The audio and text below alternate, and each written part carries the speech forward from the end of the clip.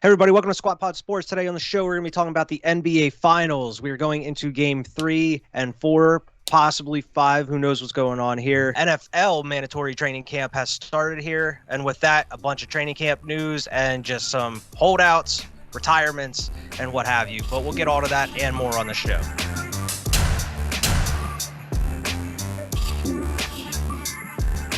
Welcome back to Squad Pod Sports. We're bringing our thoughts on the latest games and news around the sports world. Brought to you by Waves 5 Media. I'm Wyatt, of course, joined by Vernon as always. NBA Finals are here. It is rolling into Game 3 as we're recording right now. It's been great so far. Had a great Game 1. I mean, the Warriors were expected to win that one. Boston came back and kind of shocked them there in the last quarter. That fourth quarter was historic. You know, it was like 40-some points to like 16 or 14. I forget what the Warriors ended up scoring in the fourth. You know, the Warriors are a good third-quarter team regardless. So both games, they've blown them out in the third quarter. But the Celtics had a particularly great fourth quarter in that Game 1, which really propelled them over the edge there. Because even going into the fourth in that game, they were down by 12. You know, so... The Celtics, without that historic fourth quarter, I don't really know. You know, like we both predicted the same thing here. Warriors in 6. We both think it's still going to happen, you know? Yeah.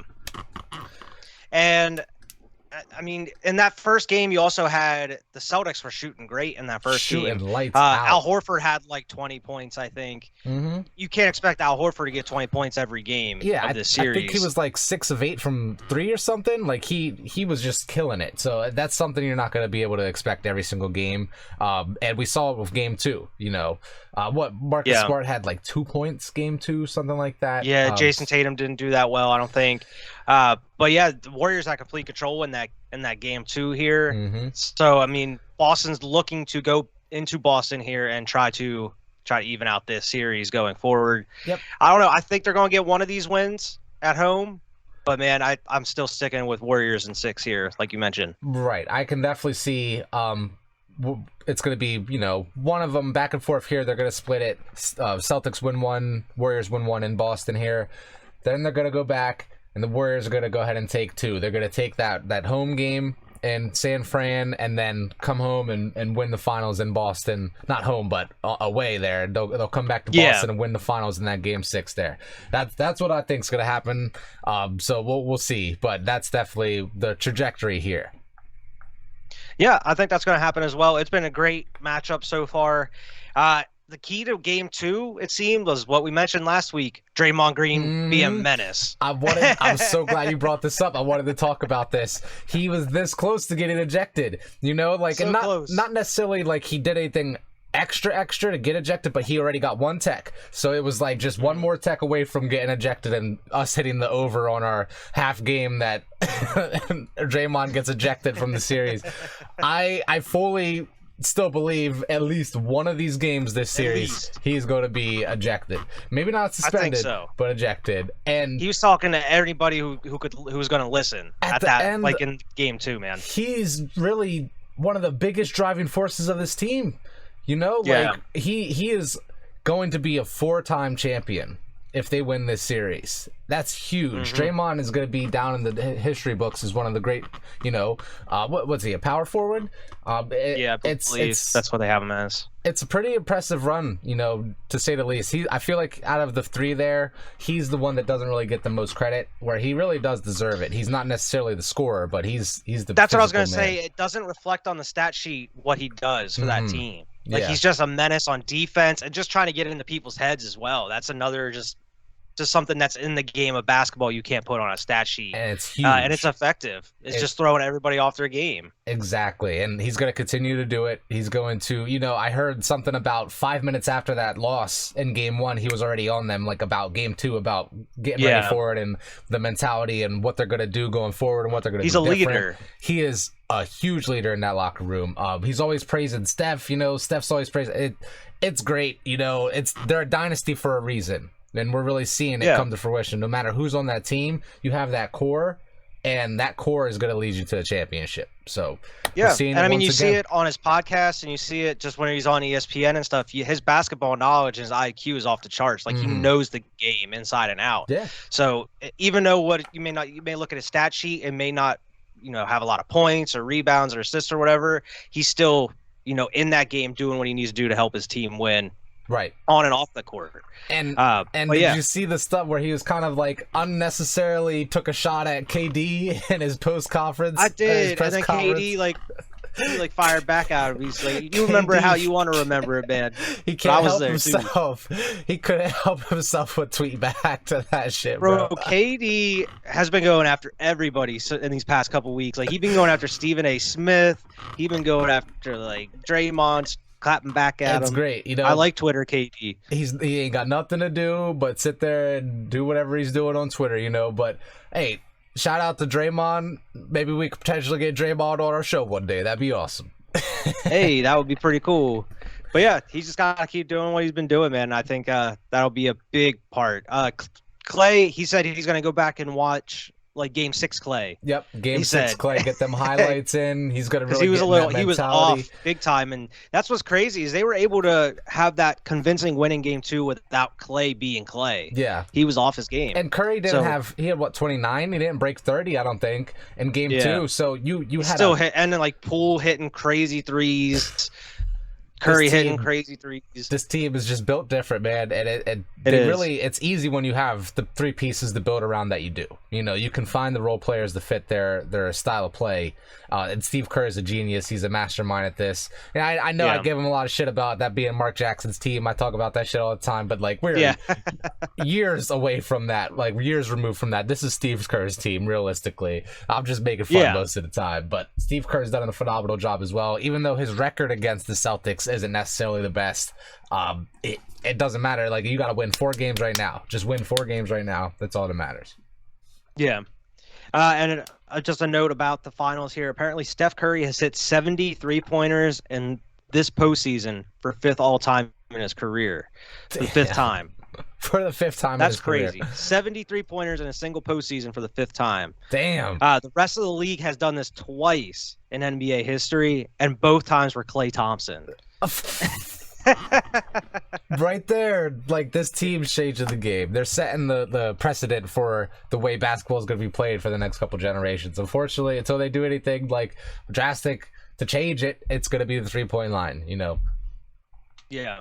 I saw a stat about Steph. I saw a stat about Steph that said he was in the NBA Finals. He's the all-time leader in 9 threes made, 8 threes made, 7 threes made, 6 threes made, 4, all the way down. He is the all-time leader in that amount of threes in each category in the finals. And I'm that don't surprise me, but he's solidifying his spot right there in the history books, Yeah, and I believe this was in Game 1. He made 6 threes in the first quarter, and that set a record for the most in any quarter in NBA Finals history. Right off the bat, that's first crazy. Quarter of the finals, he set a record.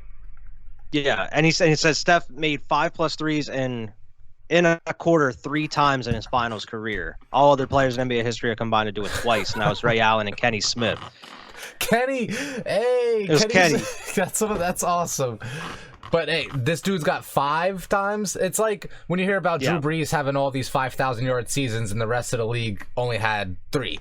I know we're a little bit past that, where we've had a lot more since then. But at one point in time, Drew Brees had 3 or 4 5,000-yard seasons and the rest of the league had 2. It was Brady and somebody else. So that those type of stats are phenomenal. They're the type of stats where you see they're paving the way for something. Yeah, absolutely. Anything else you want to add as far as the finals talk here, man? Yeah, I know this will come out after Game 3, but who do you got? Game 3. What do you think?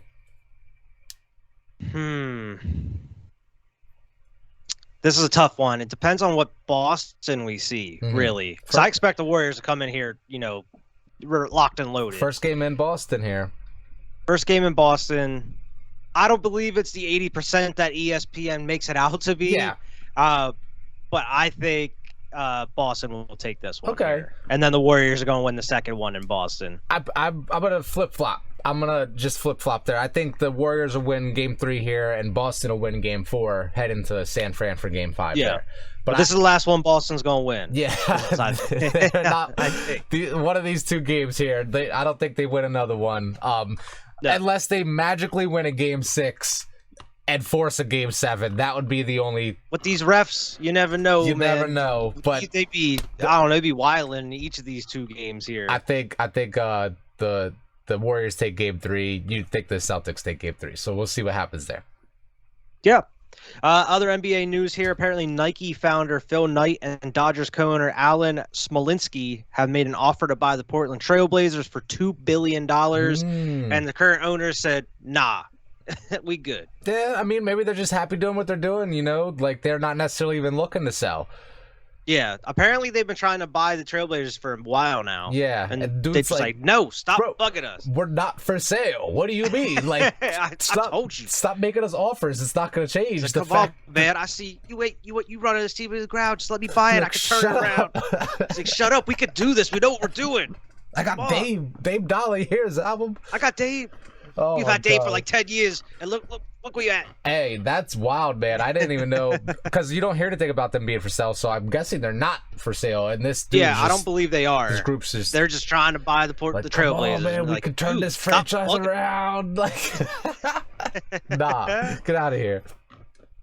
Apparently, ESPN sources say Orlando Magic executive Matt Lloyd is finalizing a deal to become the senior vice president of the Minnesota Timberwolves. Okay. So Minnesota trying to turn some things around in the front office. Trying. We'll see if it works for him. Michael Beasley, familiar name, is making a return to professional basketball and will sign a 7-figure deal with the Shanghai Sharks. Mm-hmm.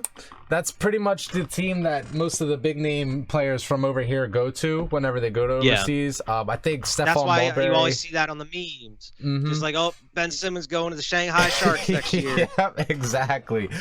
Which, it's cool, man. I love the fact that there's an association over there and players go over there and still make a good amount of money, still are able to play the game and bring basketball to a whole different set of like cultures, you know. So I love it. And they're like Jordan over there, man. They like dropping 40 a game, 40 burgers, 30 burgers. Man. I would do the same thing. Shit, I would do the same thing. That'd be awesome. It'd be such a culture shock trying to just I forget the dude's name, but there was a dude that was in the like over there for a minute hooping. Stephon Marbury. Was in the not Mulberry. There was another dude. I forget his name. I might think about it then. But I keep hearing about him every now and then. And then there's always like a rumor about him coming back to the NBA. And they're like, nope, he's going to stick around, just play it in the international leagues or whatever. Utah Jazz coach Quinn Snyder is planning to step down. Mm-hmm. I believe we talked about this last week, but now it's been confirmed that he's going to be stepping down. It's big news. Kind of seems like they were all not blindsided, but begging him to not go. Like, please, like... we'll do whatever, you know. And Donovan Mitchell doesn't seem too happy about this at all. He's what the word they said was unsettled or something like that. He felt unsettled by all of this. And apparently the Utah Jazz have rejected all the trade calls regarding Donovan Mitchell so far. Mm-hmm. They said the only thing that could possibly pry him from the Jazz at this point is a monstrous offer. Apparently Rudy Gobert though is another story. They're saying he could possibly be on the move. I saw some rumors about Gobert possibly being linked to them Bulls. I know. I was saving that for my bias. I'm sorry. Oh, it's all good. We'll talk about that then. But believe me, I know. Mm-hmm. I've been seeing them rumors. But yeah, it's a very interesting situation in Utah as it's unfolding because he waited until all of the coaching vacancies have been filled by this point, you know. Yeah. So he's at least taken a year off. But they're saying he'll probably have his pick of the litter type of thing, like, you know, whatever job he wants next year. Hope he's usually a job around each year. Mm-hmm. But a job or two. Whatever franchises are open, he'll probably be able to be the number one candidate for all of them, type of thing, you know. Yeah. Speaking of another big center here that's also possibly linked to the Bulls, DeAndre Ayton, they're saying, according to the Athletic, sources are saying that he has played his last game in a Suns uniform. So it's looking like he's going to be moving on here. Yeah, I saw something saying it was looking less and less likely that he would be returning, but that's even more damning right there. Yeah, and he's younger than Gobert. He's probably going to cost a lot more to not only get, but as far as a contract, you know, whenever you sign them. It doesn't make sense. Like, why are the Suns making this decision? You know? Like, it's odd, man. It's a red flag almost in itself. Like, they don't want to commit to him long term, but Yeah, they want why? other people to. Like, I don't know. It's just very interesting. Something very fishy about it. Yeah. In other coaching news, franchise coaching search nears. Charlotte Hornets are set to bring Mike D'Antoni to meet with Michael Jordan this week. Ooh. D'Antoni will follow Golden State assistant Kenny Atkinson, who expected to meet with Jordan on Tuesday. Imagine, like, Apparently, this is like their second or third meeting with the Hornets. Apparently, and that's meeting with Jordan. They met with all the other front office people for other interviews, and now you got to meet with Jordan. But that's the thing. Like, imagine going in for your job interview, okay, and the dude interviewing you is Michael Jordan, bro. You just walk in, he's just chilling there with a big ass cigar, bro. Just yeah. Sit down. What you gonna do with this franchise? What you gonna do with Melo? Like, you gonna put around Melo? Like, damn, that is one final straw if I've ever seen one, man. Like, goddamn, holy shit, for real. And the last thing I have here, and we talked about this a little bit last week about Tyler Herro saying that he wants to be a starter and that he thinks he deserves a starting spot in the not only on this team but maybe somewhere in the league. Well, Pat Riley had a press conference here the other day, and they asked him about that. He said, as far as being a starter, come to training camp and win it. Like, he's straight, like, Pat Riley has always been that type of dude, though. That's the type of team the Miami Heat are. He can't be Jack Harlow. 1 man of the year will prove you can be a starter. Jack Harlow's all up in Tyler Herro's ear, making him feel like he's like this big superstar, and like you can be, but DJ Khaled. Pat Riley's telling you. You need to work. You need to get there. Like, 6 man's nice. Like you said, 6 man of the year. Awesome. If you want to be a starter, prove it. Come win that shit. Like, come do it in the off season, in the practices. Earn that spot. It's not like he's forbidden from it. That's more or less what he's saying. Like, come earn it. Come earn that shit. But yeah, that's all that I have as far as NBA here. I did have something about your Lakers, and some Bulls stuff, but we'll save those for the bias bubble. Okay. So, do you have anything else you want to add here before we go into NFL talk? Nothing NBA related. Yeah, surprising decent amount of news here as far as NFL. Just some retirements. I'm so excited. Some contract stuff is going on. And not only that, everybody's starting their mandatory mini camps here. We're seeing all these new teams and new look teams in action as of right now. Oh, it's interesting. Yeah. There's drama. There's excitement. There's everything that I've been Football's missing in the air, man. Since February. Like, we're officially less than 100 days away from the start of the season, man. Are you serious? I didn't realize we were that close. Under 100 days, brother. Oh my God. We are close. So close. Hyped. I didn't even think about putting on a fucking basketball jersey today. I know the finals are going on right now, but there's OTAs going on. What do you mean finals? We have the OTAs. It's like, that's how much everybody cares about football. Is like, hey, trading camp starting. I know some finals are on, but we talk about trading camp. Decide the winner of the Larry O'Brien. Players are in the building. There was an Aaron Rodgers interview today. Bro, like, some of these people were like, Aaron Rodgers showed up to mandatory training camp. And I was like, and I even posted on Twitter, I was like, breaking news, employee shows up for work. Like, I showed up for my job, like, too. Oh my God. Gonna break that news? The reporters are excited, bro. They want to report on anything. Like, he tied his left shoe before his right. Like, oh my God. I'm excited. Let's get into this news, though. Yeah, I mean, this kind of has to do with training. Not really. Some crazy news because it just keeps blowing up. You thought it was over. It ain't. It's far from over here. It's far from over. Far from over. I know. Deshaun Watson has like 2 more accusers that are suing him again. So much information coming out. His own lawyer is coming out on like putting his foot in his mouth in interviews saying that like happy endings aren't illegal unless you pay extra for them and stuff. I don't know what this dude thought. Like, I don't know. This dude is just like, you need to be quiet, man. Please I don't know what you're doing. Interviews right now. What are you doing? Sean's like, what are you doing, dude? We're okay. It's come out that 66 women have met with Deshaun Watson for massages over the last 17 months. 17 months. 66 women in 17 months, bro. Like, there's NFL players out here saying that they usually have 1 or 2 masseuses and that's it, and they see them a couple times like throughout maybe a seat. Like, I don't know. 66 different masseuses. Like, there is obviously a issue here. Like, and we'll figure it out. Like, everything will come to light. But like, as time goes on, it's getting more and more and more fucked up, and he's looking more and more like a creep. Like, to say the least.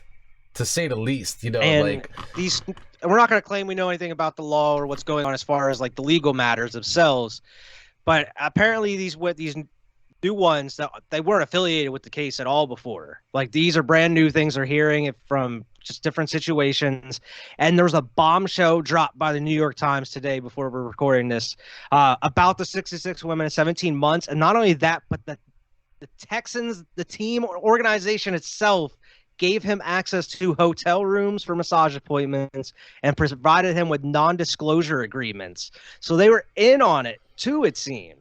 So like, what is going on, man? That's why there has been nothing announced by the NFL, because they are delving through all of this, and they're going to drop the hammer. They said that their thing was over. They said that the NFL's investigation was over, but now how can it be? You're gonna have to pop that case back open again. There's no way it is. Like, and that's maybe it was over, and they were just like, okay, now we're just gonna chill. Like, if anything else comes up, you know, before we still got months before the season starts, and here, boom, you're like, and we called this like weeks ago. We said the Browns, what are you doing? Like, why in the world did you do this? And now you have a pissed off Baker Mayfield and a sexual, like, predator quarterback. You know what I mean? So it just, this is what you get, Browns. This is what you get.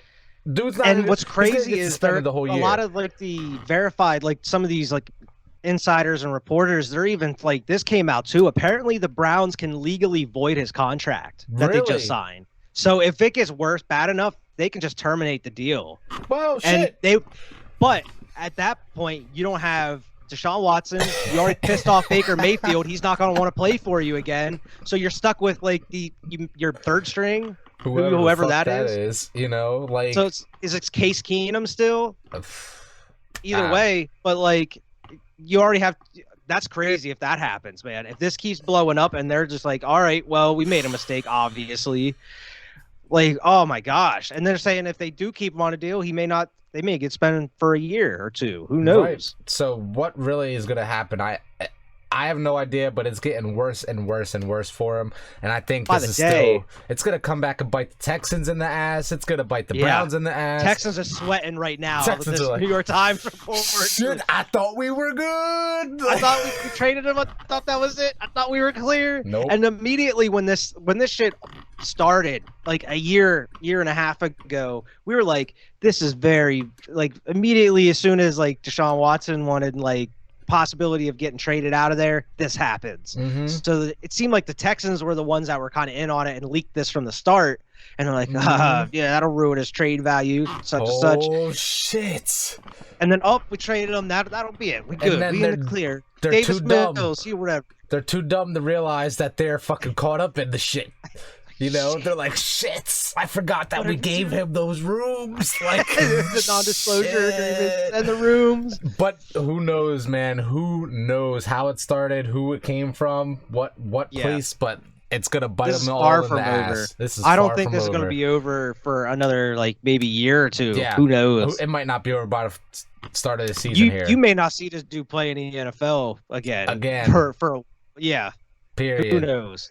Because at this point, before everyone was like, all right, we may get suspended, maybe now like half the season, maybe a couple games, half the season, maybe a full season, but he'll play at some point. Now, like, even insiders and reporters are like, we don't know what's going to happen with Deshaun Watson. I feel like at this point, it's going to be at least a year. At very minimum, it's going to be a year. Practicing. He was at a celebrity or a charity golf event today. Like, as they were announcing all this shit, he was at this golf event and didn't speak to the media or anything. So, man, So, I don't know what's gonna happen here, man. It's gonna get real interesting to see what the NFL does about this. Oof. But to move on here, apparently Rams' fifth running back rookie, Kyren Williams from Notre Dame, suffered a broken foot in practice. Oh man, already. But they said he underwent surgery and they expect him back in training camp. So it was like, Apparently, it wasn't that bad. Okay. You know, modern medicine, like broken foot, no problem. You can be good to go for the season.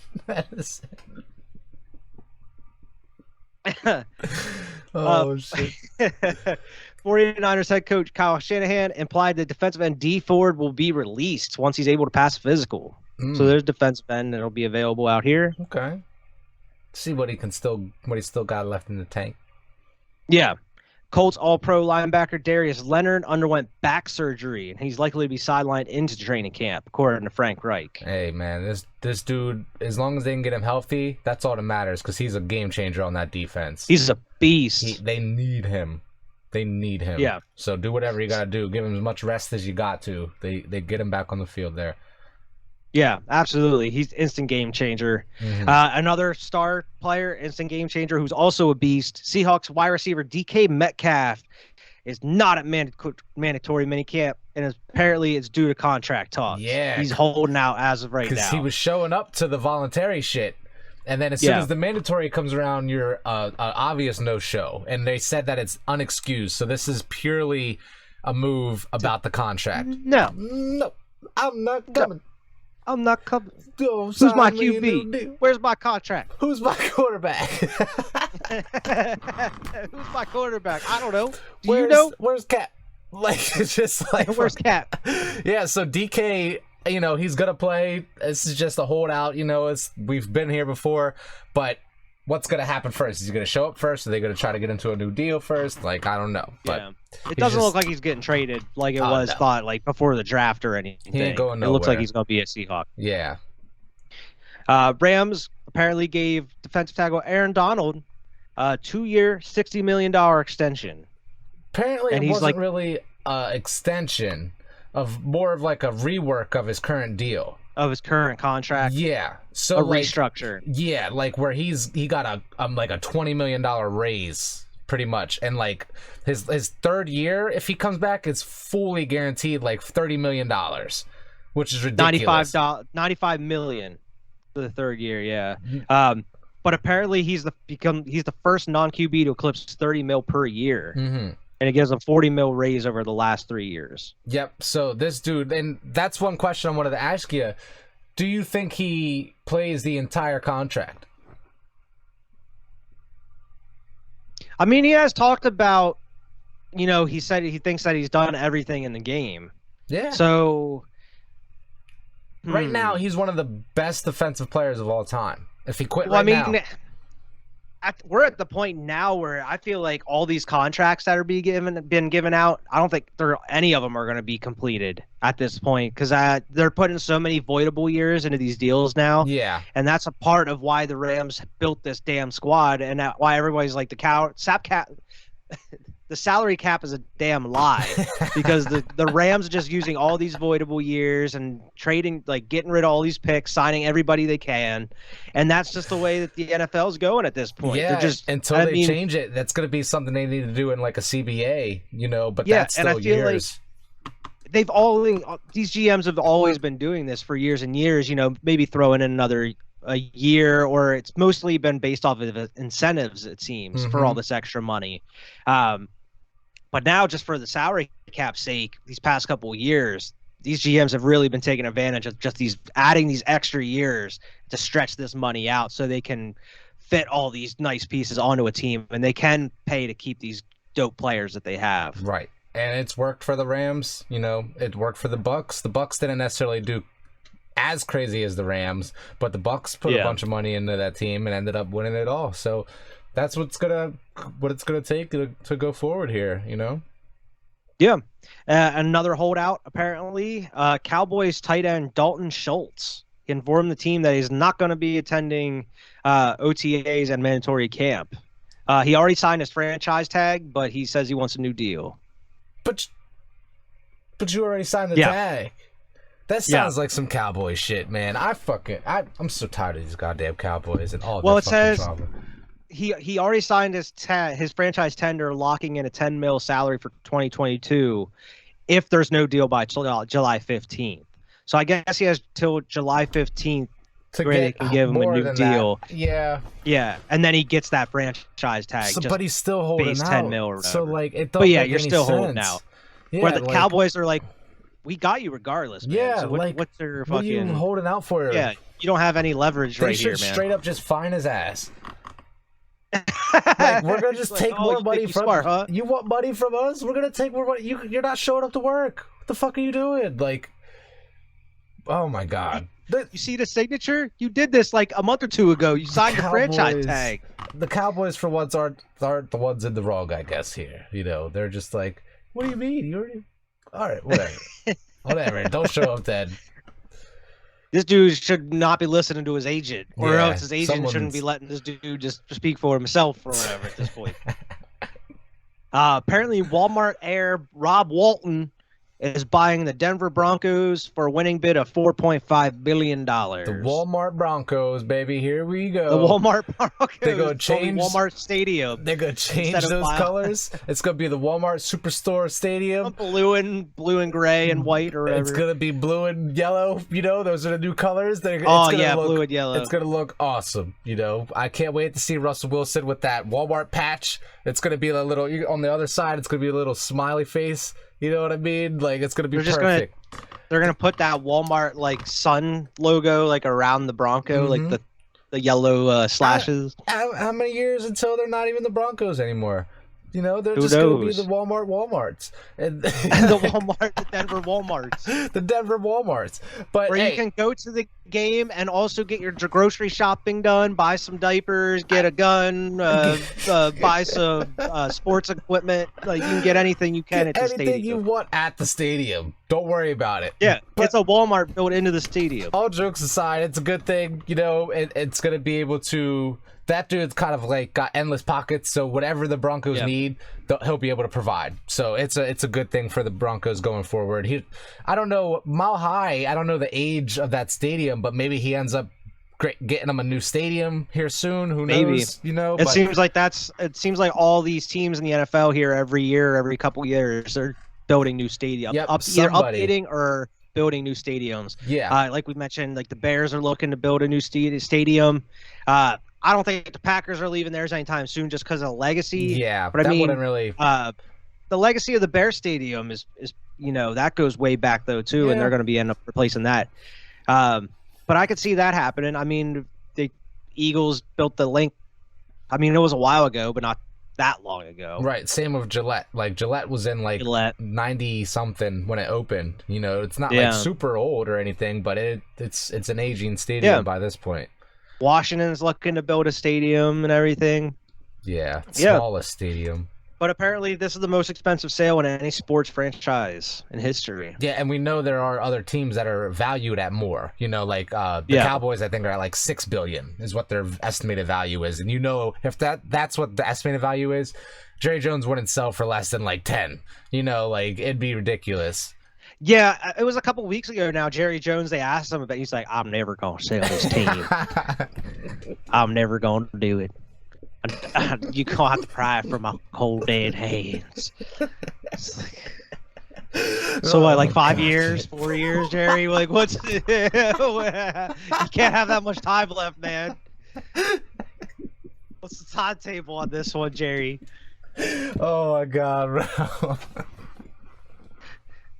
Oh my gosh! But keeping on the Broncos, apparently they're reporting that the rumored contract that Russell Wilson can get with them is a 5-year, $250 million.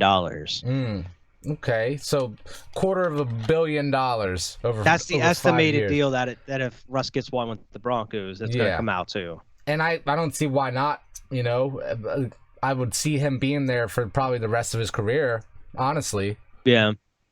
Yeah, and I mean, speaking of that, Aaron Rodgers confirmed here at training camp today that he's gonna finish his career with the Packers. Yep. And at the match we talked about last week, Brady and old Aaron won the match against Josh Allen and Patrick Mahomes. Good. And Aaron talked about like he still thinks about retirement and he doesn't think it's that far off. So I mean, I would expect him here in the next year or two. It seems. And this is just my opinion. This is not based off of anything, but like I was driving to work the other day and I'm thinking about this Aaron Rodgers situation and just about like his uneasiness. Like he doesn't know if he wants to retire. And like I think one of the things that's driving him is the fact that Brady keeps coming back. you know, and this is just like something stupid, like it's some ego shit, but like maybe he's just like, I cannot retire before this dude. Like, come on now. Like, I've been competing toe to toe with this guy as like the best quarterback in the league for the last 20 years. I can't retire. That's why he came back. That's why. Well, no, but like Brady retired. Aaron's like, Brady's gone. He's like, I might be able to win a Super Bowl. I'm gonna run it back. And then fucking Brady got retired. Like, shit, another fucking year. I gotta deal with these Bucks. This is bullshit. But hey, I want to see Aaron Rodgers in the league as long as possible. The same with Brady, even though. Yeah, you want to see these dudes. Yeah. It's like Russ, Brady, Rodgers, like all these like veteran OG QBs now. Right. You want to see them as long as possible. Right. Especially Brady, man. We'd expect to see him coming out.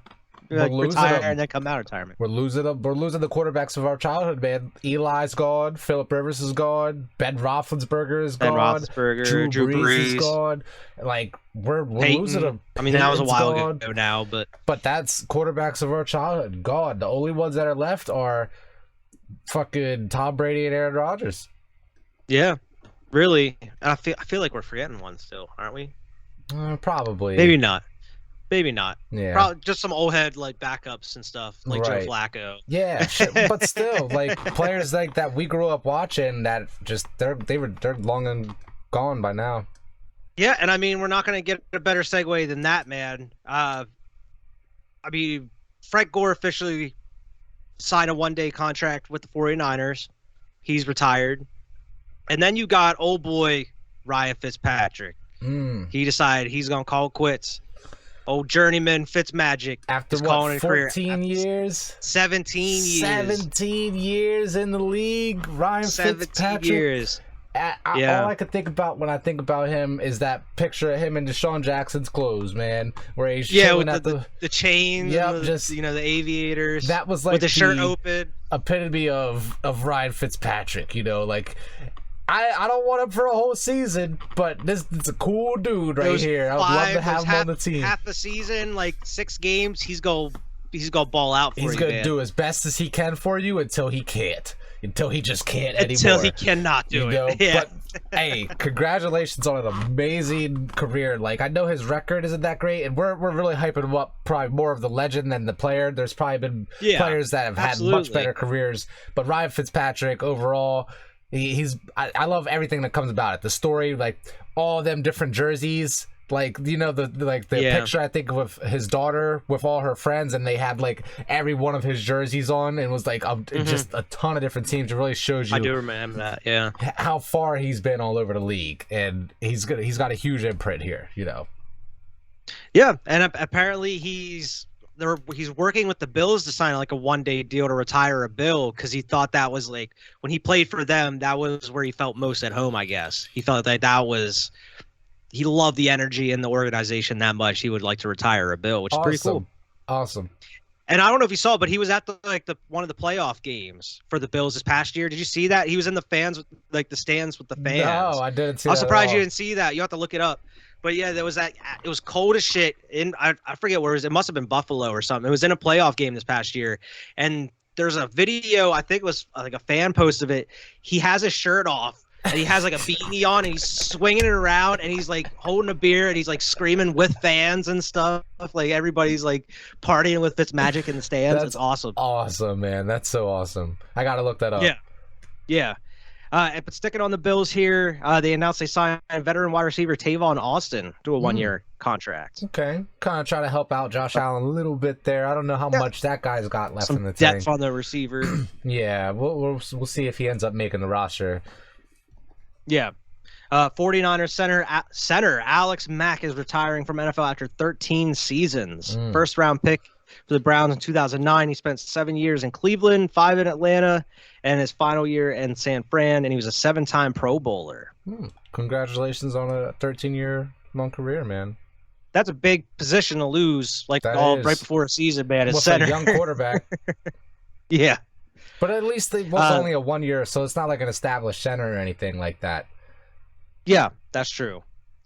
The Jets will induct cornerback Darrelle Revis, Nick Mangold, and DeBrickashaw Ferguson into the Ring of Honor during the upcoming season. Nice. Hell yeah. That's awesome, man. Darrelle Revis He's going to be in the Bucks one. Yeah, I saw that. No. Is that what you said? The Bucks, the Buccaneers? Oh, no, the Jets. The Jets. Oh, okay, I'm sorry, I misheard you because I thought you said the Buck. I'm like, like what? No, I no, think the he was Jets. only there for 1 year. Cornerback Darrelle Revis. That makes more sense. That makes 1,000% more sense. One of my favorite names in NFL history is DeBrickashaw Ferguson. Bro. I love that Ferguson. name. DeBrickashaw. It's such a cool name. Whoever the fuck is Utah. That's such a dope name. That is awesome. Darrelle Revis, legend. Legend. Unfortunately, man. couldn't win a Super Bowl with us. But still, legend. That 1 year, I think it was. Maybe I misremembered. Maybe he did win with us. I think he did win with us. I might be misremembering. I'm sorry if I'm misremembering, but I knew he was on your Patriots for a minute. I think he did win with us in peace, But regardless, that he had a great career elsewhere before he even came to New England. Everybody was afraid of Revis Island, but I one of my favorite Darrelle Revis memories is Randy Moss catching that one-handed pass on him, bro, in the end zone, just like it was nothing, like it was cake, just like another day at the office. I'm sorry, Darrelle Revis. Randy Moss, he just schooled you on that one. That play will forever replay in my head there. But that's actually all I have here as far as just basic NFL news. I don't know if you have anything else you want to add here, man. Yeah. Do you think OBJ potentially returns to? I'm sorry. Cleveland? No, the Rams. The Rams. Yes. You think so? I do. Everyone's out here saying that he's going to go back to Cleveland, and I was like, fuck no. Why would he go back to Cleveland at this point? They have no clue what's going on with Deshaun. And he just left there. Why would he want to deal with them again? He just he has opportunity to win a Super Bowl with the Rams. I think so, especially coming off that injury. I feel like at least this year it would probably be the safest bet. He signs a 1 year with the Rams, and then maybe possibly goes somewhere else next year. But at least this year, I think he comes back to the Rams as well. 1,000%. Yeah, because he may not come back until halfway through the season, maybe week 7. I don't know. Who knows when he's going to come back? Because that was in the Super Bowl. He had that injury. Mm-hmm. But I think he'll be back at least this year. So we'll see. But I completely agree with you. He'll probably take a cheap deal with the Rams. He hopefully possibly not get in another Bitcoin Super Bowl this time. Yeah, not in Bitcoin. That was the worst possible time for him to do that, man. That's besides the point. But I think he does sign a 1 year deal. Yeah, I think it'll be a team-friendly one because he's probably not going to be playing. Yeah, he'll play half a season, maybe 10 mil, right? Maybe a little less, but especially because I don't know how much money they can't have that much money. I wouldn't think the damn Rams after all these deals and signing everybody. Yeah. But they have Cooper Kupp, Allen Robinson. They traded Robert Woods. They bring someone. Who else? I thought they brought someone else in there too. Allen Robinson. Well, yeah, I already mentioned him, but I thought sorry. they brought someone else in, too. I don't think so. But yeah, I think he'll definitely come back. Okay. To the Rams. Gotcha. Apparently, he crashed McVay's wedding this past weekend. Yeah, that's huge. That's huge brownie points right there. But yeah. Do you have anything else here as far as NFL? That's pretty much it there. Before we roll in the bias bubble, just a couple things here. Apparently, Tiger Woods is skipping the U.S. Open next weekend. He said he needs more time to get stronger for upcoming tournaments. Yep. I think he plans to play in the British Open, which is a few weeks past, but this is kind of to be expected with him withdrawing from the last one. He just kind of needs that extra time to get a little bit more healthy. Dude was just in a crazy accident a couple months ago. It's amazing that he's even out here doing it, so yeah. Hopefully he's already played in 2 tournaments here, and he qualified for both. So he still got it. Yep. So I have no issue with him doing this. He's not going to that new live PG or that live tournament or whatever they're doing, where the PGA's giving all this Phil flack. Mickelson and all these other dudes. Yeah. Apparently they offered him $900 million. $900 million. He's like, nah. Damn. He just said no. Come on now. That's so crazy. Phil Mickelson got $200 million. They said Dustin Johnson got $120 million. So offering Tiger Woods just shy of $1 billion makes sense, you know. Like, yeah, but he's like, I don't know where I'm gonna be at in my game, if I'm gonna be like wanting to do. I don't At think this they point, he's cared. like, well, yeah, that's true I too. think it was more of a legacy thing because of the PGA, you know, like, And if they can get his name attached to their shit, like that'd be nice. right. But at this point, Tiger's like, I got Nike and shit, man. he's They like, paying me. I got my own line of stuff. I'm Like, gonna I'm get my own good, video man. game back eventually. Yeah, I'm good, man. Don't worry about it. But I thought that was pretty cool. Yeah. Hockey is coming up to the finals here. The Avalanche finished their sweep, and the Colorado Avalanche are in the final Stanley Cup Finals. We're just waiting on the Rangers and the Tampa Bay Lightning series to close out. Tampa Bay came and brought the Lightning tonight, you know what I mean? Like, the Rangers went up on this series 2-0, and now here we are. The Lightning won tonight. We're at 2-2. So, yeah, defending champs. the Lightning going away, looked a little rusty there because they had that so much time off for a minute there. They came back looking a little rusty. Rangers were up on them, like you said, but it's looking like the Lightning probably going to win these next 2 games and finish this series as well. Make a lot of Rangers fans upset, man, because they were hyped. The Rangers have been great this season, but they have been. Who knows, man? I'm on the side of I want to see Tampa Bay go back and three-peat. I want to see them do it again. I want to see it too, man. I think they could definitely do it. I mean, Colorado's been a damn good team too, so it's going to be a good Stanley Cup Finals. Yeah. But I think if anybody can do it, man, these Lightning, man. Hell yeah. They've been great. But that's exciting. I can't wait. Like we mentioned last week, they have like the best winning percentage, not winning percentage, but they've won the most playoff games here in the past like 10 years or something. Yeah. Something like that. It's crazy. Yeah. Well, we can roll right into our bias bubble here. I don't have any other news. Okay. You can go ahead with whatever you have here, man. Okay. So as far as my Patriots, you know, Cam Newton out here talking shit. Always got somebody talking shit about my New England Patriots, okay? And it's fine, because we just weathered a storm. We're just going to be able to go out there and play football. Mac Jones is going to be out there playing football. But Cam Newton was saying all this shit about, like, oh, you know, I threw myself into a fucked up situation, pretty much is what I think he said. Which, yeah, it was a fucked up situation, but, like, his issue was he was still learning everything by, like, week 8, you know, he was saying, where I just doesn't make sense to me, because, like, his best games were in the beginning of the year, you know, so, like, why would you be falling off if you're learning more by the end of the season? Yeah. And it just, I know Mac Jones had more time, but Mac Jones came in and won more games the next season, you know, took his job and won more games. Yeah. So, like, at the end of the day, they called him out on that podcast too, because he said that he's like, you say there's 32 QBs better than me in the league right now. He's like, no. And they're like, are you serious? He's like, bro, come on.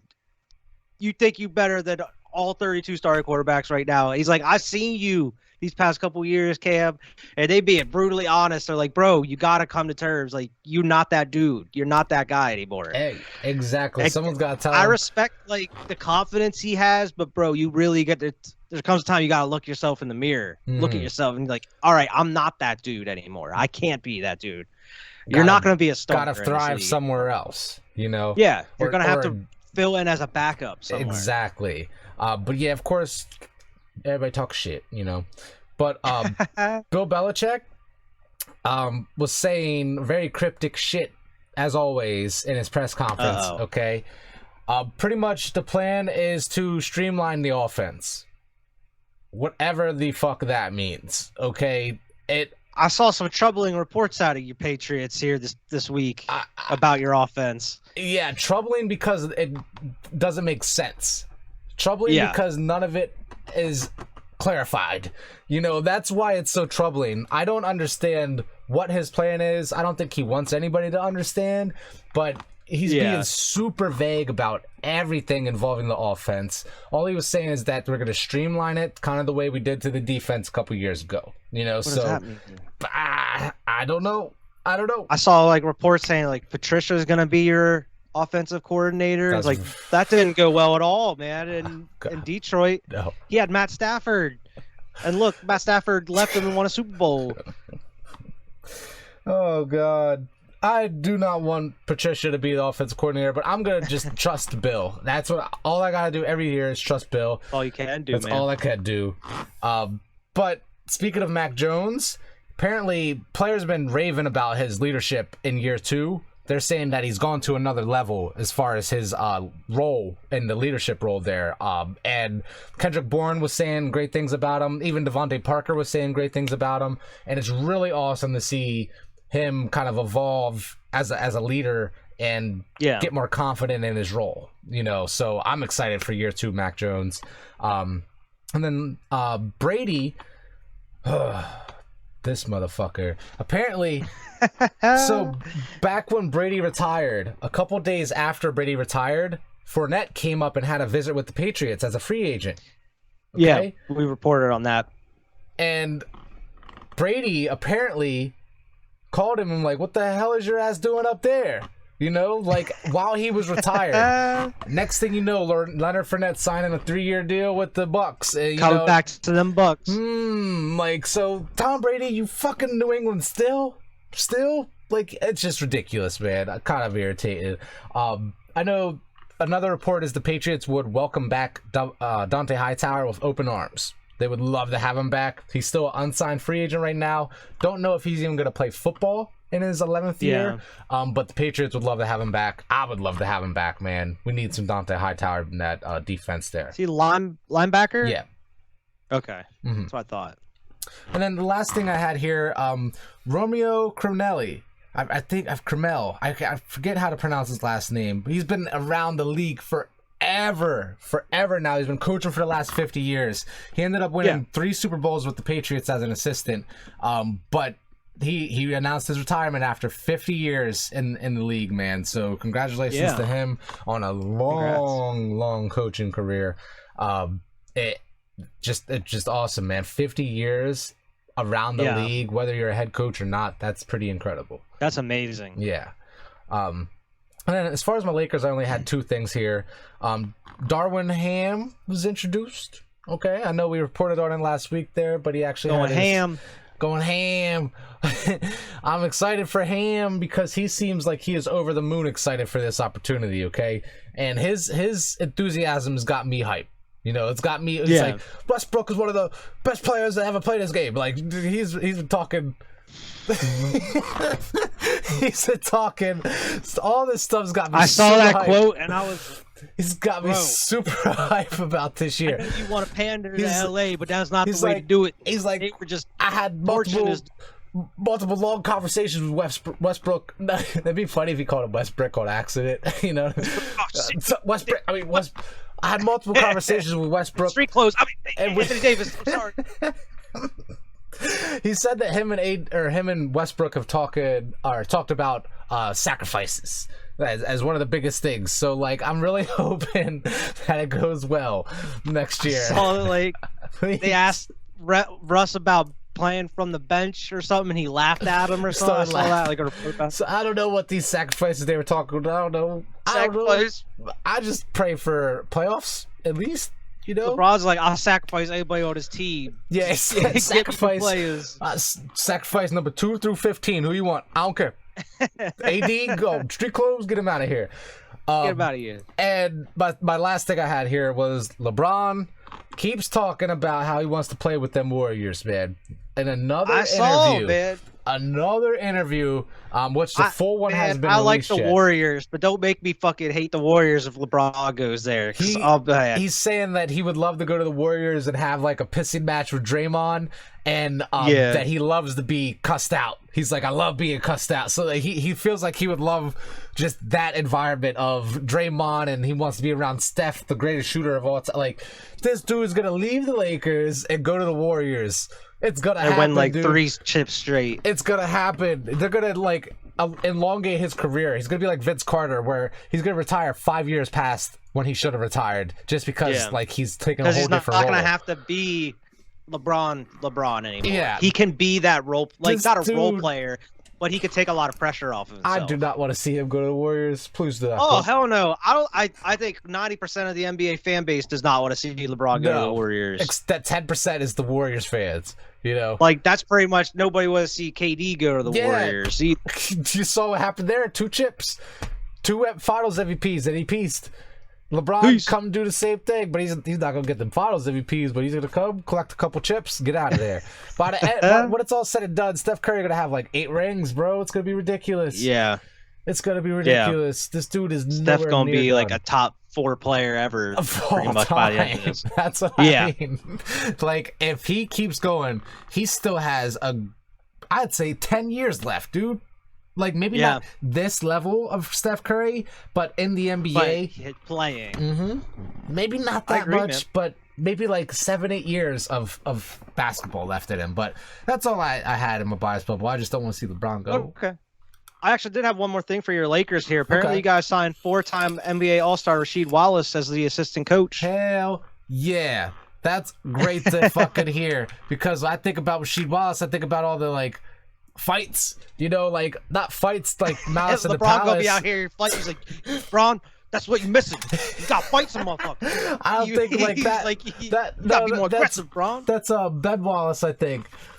I think of like just. Oh man, is he the same one that was on the Pistons like in 2004 with Chauncey Billups? Or was that Ben Wallace? Rasheed Wallace. He was the light-skinned one with the headband. I remember him, but I don't remember where he played. For some reason, I correlated him with Detroit, and like whenever we had we had all them like tough fought playoff matches, and they beat us in the finals. You know what I mean? Like, so yeah. I might be mixing some wires here, but that's great to hear. I love to hear Rasheed Wallace, NBA vet. Yep, absolutely. Rolling into my bias bubble here. We talked about it a little earlier in the show. Chicago Bulls have expressed interest in Utah Jazz center Rudy Gobert. Apparently, this is the rumor mill. Apparently, the Jazz are interested in a deal as long as it includes Patrick Williams. The Bulls do not want to include Patrick Williams, and they're saying that they could trade like the 18th pick in the draft plus Kobe White and Nikola Vucevic to get Gobert. So we would be getting rid of Vooch to get Gobert, which I think it would be an upgrade. It is an upgrade. But you're not getting that 3 shot that Vooch had. Because Vooch in the playoffs was knocking him down from 3. But I think you'd be getting better interior defense. And you'd be able to fill that out. You'd be able to fill it out because now you have that covered right there. Exactly, which it would be a nice – I mean – the only other thing I worry about is the price tag. So we don't have to pay Rudy Gobert. And Levine. Like, what was it? Like 2-time defensive player of the year. Yeah. And then Max Levine, you're paying Lonzo still. You're paying DeMar still. Yeah. That's what I'm saying. End up like the Lakers. Yeah. So that's interesting. I don't know. I trust this front office, though. And it seems like whether we don't get him or not, they're trying to get an elite piece to kind of go in there, either at center or somewhere, it seems. Yeah. Like I mentioned last week, the general management and the organization wasn't happy with the way the team, even though we overachieved, they're not happy, and they wanted to fix it now before we actually are, so we can be ready to compete. The potential was way higher. I feel like if you guys were a deeper team, you would have went a lot further in the playoffs. But the injuries just hit so hard. And speaking of, apparently Lonzo Ball is still not right after his meniscus surgery. I don't know if he will be. There's a growing concern by the week on his availability for the season opener. Yeah, in October. Yeah, that is not good at all, man. Months from now. Man, we might have to get rid of this dude. Hey, man. Get him off the books. Get him off the books. He ain't. Get Dame. We got the wrong ball, brother. Dame, come on, brother. Come on. Come to Chi-Town. You can be our point guard, bro. Yeah. No. I'd rather get Dame over Gobert, man. We can stick with Vooch. I'm cool with Vooch. Dame. I would have had DeMar over Westbrook too, but I got Westbrook, so I mean, it is what it is. All right. Apparently, DeMar was fucking packed and ready to come into LA, and then we chose Westbrook. Oh, yeah, and then DeMar goes and hoops. Has like a season, like a career year. Dude, oh god, I hate every time it's brought up like that. Apparently, Patrick Willis has been like training with DeMar this offseason, so Yeah. hopefully it rubs off on him. Yeah, we'll see. As far as Eagles here, Eagles offensive coordinator Shane Steichen is going to announce that he's going to be the play caller this year. Okay. So Sirianni is not going to be calling plays this season. He's just going to be the head coach.